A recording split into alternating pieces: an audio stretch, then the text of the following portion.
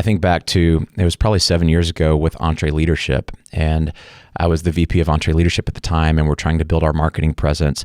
And I have an idea every morning on the way to work, and I read a book or I see something on YouTube, and I just think we should do that too, and we should do that too, and we should do that too. And I'd basically created this problem for our team where I had tried to get us into every single platform. And I remember we were doing an offsite with our friend Richard Linder, a digital marketer. He came in and was doing some consulting with us, and he drew this illustration on a whiteboard. He said, let me show you what your marketing is doing right now. And he drew 2 blue lines. He said, this represents a river. And then he started drawing little bridges that went halfway across that river. And he said, you've got all these little bridges you've started building, and none of them go all the way across the river. And so you're not getting the benefit of it. Nothing's getting through to the other side. If you would just stop and build one bridge all the way across, and then add a few lanes to that bridge, and then add another bridge further up the river, and you can get momentum that way. And it was so convicting. And we shut off several accounts, and we said, okay, we're going to build this bridge, and we're going to get momentum and traction there. And now we're across the bridge on all those, or across the river, I guess, on all those other bridges. But it was just a really slap in the face. Like, what am I doing? We've got to focus here. So once we get that bridge going, how do we know when it's time to maybe start turning on other platforms or hiring a team to do this? How do we know that it's working, that we've proved the concept to get all the way across? Ooh, this is such a great question.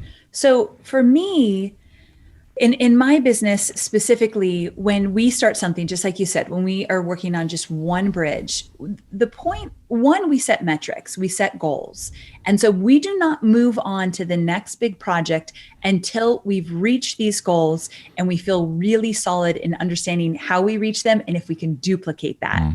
Because for me, moving on to the next project means this project is going to continue to move forward with not as much effort or focus that it took to get it going. And so once it's moving forward, not necessarily always fully automated, but definitely we've got it dialed in. We know the formula. We know how to make this work, and our numbers prove it. We've reached the goals. We like our conversions. Then we're ready to move on to something else. And I'll give you an example. We have an evergreen funnel in my business with a course I have. And we put that out there. We set some goals, and it was just not working the way we wanted to. And we had to keep tweaking it and working on it. And something else came about. And of course, it was me that's like, we need to try this other thing. Just like what happens with you, we've got to do this. And what's really great is if you could have one person in your business, especially if you're the CEO, owner, visionary, whatever you call yourself, if you could have one person in your business to say, that's a great idea, but just so you know, we will not hit the goal or the revenue numbers with this thing if we switch gears now. That's so good. I've got one person on my team where I've literally had to give her the permission. I said, you are allowed to come at me and say, that's a great idea, but we're not going to hit these numbers, or this is not going to be, and I need, because as owners, when we hear that, we're like, whoa. I really want this to work. We started that, let's get it done. But it's so easy to move on to the next thing, especially if you love to be creative. God, this is so important. I have that person. I had to build that person into our team as well, because I'm the constant, let's just do more. And I didn't realize I was taxing the team with all these unintended trade-offs. And they would say yes, because, well, you're the leader and let's make the boss happy. That power dynamic kind of kicks in. And they then go back and try to do all the work, and stuff starts falling apart. I'm going, why is stuff falling apart? And they never felt like it was safe to say, hey, time out. If we're going to start doing that, we're going to have to stop doing this over here. And that person, for me, it's like, I love them, and I don't like it when they say that, because it's accountability. Sure. We have accountability as leaders. Go figure, right?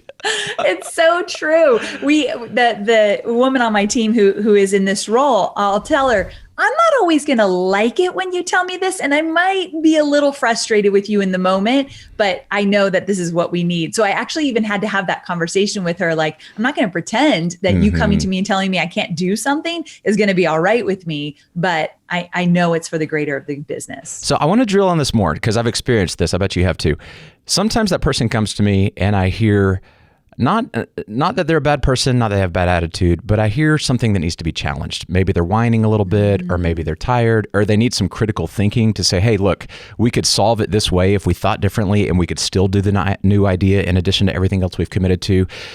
We can't make the assumption that there's always a trade-off. And as leaders, I think our job is to push and challenge the way that we're doing things so that we kind of reinvent our processes and get more efficient, and we can actually get more done with some critical thinking sometimes. How do you decipher when you're having that conversation as a leader, when you need to push for more and say, no, go back and go back to the drawing board and figure out how we are going to do this, what has to be true for us to pull this off, and keep everything else going? And when is that time to go, yeah, you're right, we need to put this one on the shelf, or agree that we're going to make a trade-off?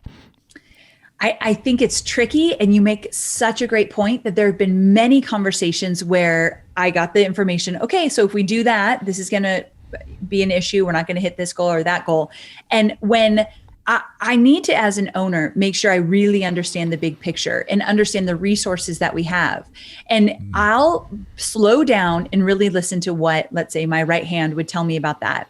And if I feel as though we are thinking small, if I think that we're not being resourceful, which is one of our core values of the company, or if I feel as though there's, to me, there's always a way. That's the challenge with this push and pull I have with this one role in my business, that I always think there's a way. So what will happen a lot of the times is I'll come back to her and say, okay, I hear you, but what if we made it work? What resources would we need? What would need to possibly change or tweak, or how could we make this work if I wanted to implement it?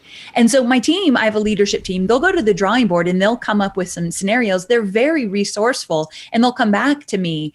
And if I like the plan, and if we, and that sometimes means they need a few more resources or a little extra support or longer timeline. And if I feel good about that, I'll green light it and say, okay, let's do it. It might not be done exactly how I envisioned it to be done or as quickly as I wanted it to be done, but I don't like to be told that something can't be done. That's conversations we typically don't have in the business. So you're right. When she does come at me and say, here's what's going to happen, if I feel compelled, I will challenge that. And I get my team to come back to me with new solutions. And I think that makes us a better business.